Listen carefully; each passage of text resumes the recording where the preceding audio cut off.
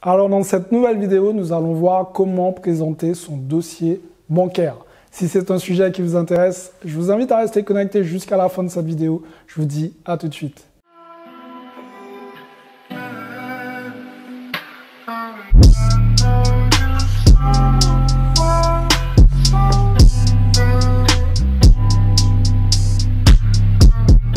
Salut à tous, je suis Xavier Prétérit, je suis l'auteur de 2 livres à succès, le livre KV Parking et le livre Devenir libre financièrement grâce aux immeubles de rapport. Les amis, si vous n'avez pas encore lu un de ces 2 livres, ils sont disponibles dans la description ou sur Amazon maintenant, c'est à vous de jouer. Avant d'aller plus loin les amis, réservez votre appel stratégique. C'est 100% offert. Qu'est-ce que vous attendez? Pourquoi je ne vous ai pas eu au téléphone pour l'instant? Alors peut-être que vous avez eu un membre de mon équipe, mais j'ai envie de vous avoir aussi au téléphone, alors ne tardez plus, réservez votre appel stratégique 100% offert. Alors les amis, avant d'aller plus loin, nous allons mettre les points sur les i et les barres sur les t. Je vous explique pourquoi. Je vois encore trop de néophytes aller voir leur banquier et leur demander leur avis sur l'investissement qu'ils veulent faire. Vous vous attendez à quoi les amis? Premièrement, le banquier, ce n'est pas un investisseur immobilier. Et deuxièmement, il voit la grandeur de votre amateurisme. Donc vous l'aurez compris, quand vous allez voir le banquier, c'est pour demander un crédit immobilier, ce n'est pas pour lui demander son avis. N'allez pas voir non plus un expert comptable pour lui demander son avis sur votre investissement immobilier. Demandez conseil auprès des investisseurs immobiliers, c'est aussi simple que ça. Donc première chose, avant de parler de dossier bancaire et de constitution de dossier bancaire, n'allez pas voir le banquier pour lui demander comment ça se passe exactement. Deuxième chose aussi à ne pas faire, allez voir le banquier pour savoir combien il va vous prêter exactement et est-ce que vous pouvez investir. S'il est mal luné, il est dans ses mauvais jours et qu'il a pas mal de dossiers, qu'est-ce qu'il vous dira? Il vous dira, bah là, ça va être compliqué. Essayez l'année prochaine. Okay? Donc là, en fait, juste parce que vous n'avez pas fait le travail qu'il fallait en amont, bah, vous vous retrouvez à ne pas être financé sans même avoir cherché un bien immobilier.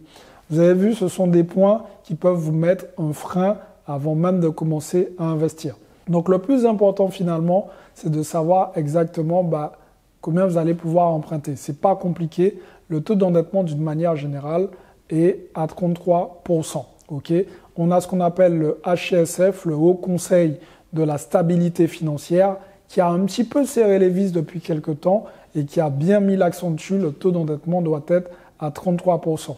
Il y a évidemment quelques petites exceptions, mais là on n'est pas là pour entrer dans les exceptions, on est là vraiment pour mettre l'accent sur les choses telles qu'elles sont et telles que vous allez pouvoir les retrouver si vous êtes néophyte et que vous souhaitez vous lancer. Alors vous allez me dire, oui mais Xavier, comment on fait pour le taux d'endettement et tout ça? Je vous donne une petite technique qui va vous donner approximativement une idée. Vous multipliez votre salaire par 77 et ça va vous donner une petite idée pour savoir à peu près combien vous pouvez emprunter. Vous allez peut-être pouvoir emprunter un petit peu plus, mais dans l'idée, ce sera ça. Comme ça, déjà, vous savez dans quelle gamme de prix vous orientez. Okay, ça ne sert à rien de miser sur un bien à 400 000 € si vous pouvez emprunter que 150 000, 200 000 €. Vous allez avoir un refus. Donc ça ne sert à rien surtout pour un premier investissement. Donc rapprochez-vous un peu de la somme que potentiellement le banquier va pouvoir vous prêter. Si vous dépassez légèrement plus, il y aura toujours moyen de moyenner, il y aura toujours moyen de s'arranger avec les taux pour que ça fonctionne. Mais déjà, ça va montrer votre sérieux, ça va montrer que vous savez exactement pourquoi vous voulez investir, mais que vous maîtrisez un minimum le sujet. Évidemment, vous l'aurez compris, quand vous présentez votre dossier, une chose qui est très importante finalement, c'est d'arriver près du banquier avec des documents bien préparés en amont.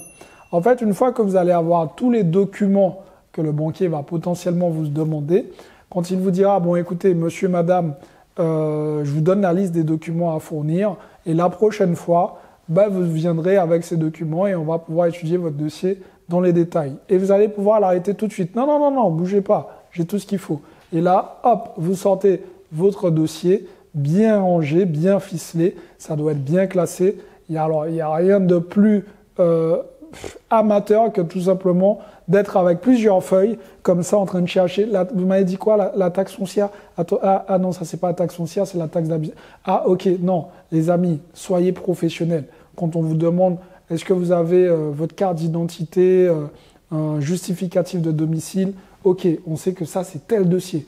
Est-ce que vous avez les impôts, ok, vos avis d'imposition. Ok, ça, c'est tel fichier. Vous pouvez les ranger par ordre de couleur. C'est ce que j'aime bien dire et je l'ai déjà évoqué dans une autre de mes vidéos. Je disais tout simplement, par exemple, tout ce qui était fichier bleu, ça représentait un peu toute la partie imposition. Tout ce qui était fichier rouge, ça représentait un peu toutes mes dépenses que j'avais au quotidien.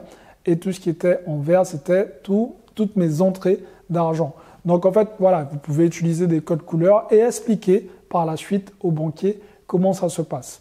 Et en fait, qu'est-ce qui va se passer derrière? Il va voir votre professionnalisme. Il va voir que vous êtes quelqu'un de carré. Derrière, il va se dire, ok, d'accord.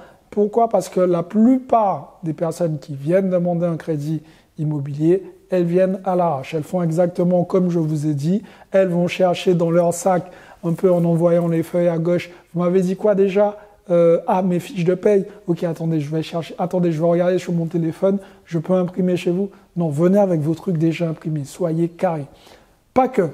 Venez avec un dossier bancaire bien ficelé aussi, les amis. Ça fait partie des choses importantes. Un dossier bancaire qui montre que vous avez étudié votre investissement, que vous savez où vous allez investir, que vous connaissez aussi l'état de la ville, en tout cas de l'endroit où vous allez investir. Vous connaissez la démographie, vous connaissez le taux de chômage. Expliquez tout ça sur votre dossier bancaire.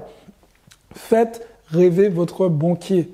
S'il ne rêve pas, il n'aura pas spécialement envie de vous financer. Donc voilà, il ne suffit pas juste d'amener un bien immobilier avec des chiffres, non. Amenez plus. Mettez des photos qui vont mettre le bien en exergue. Vous allez me dire, oui, mais si c'est un bien avec des travaux, c'est moyen. Ok, mais mettez des photos d'un bien avec travaux, mais mettez comment il va devenir par la suite. Et là, ça peut attirer le banquier. Là, ça peut être intéressant.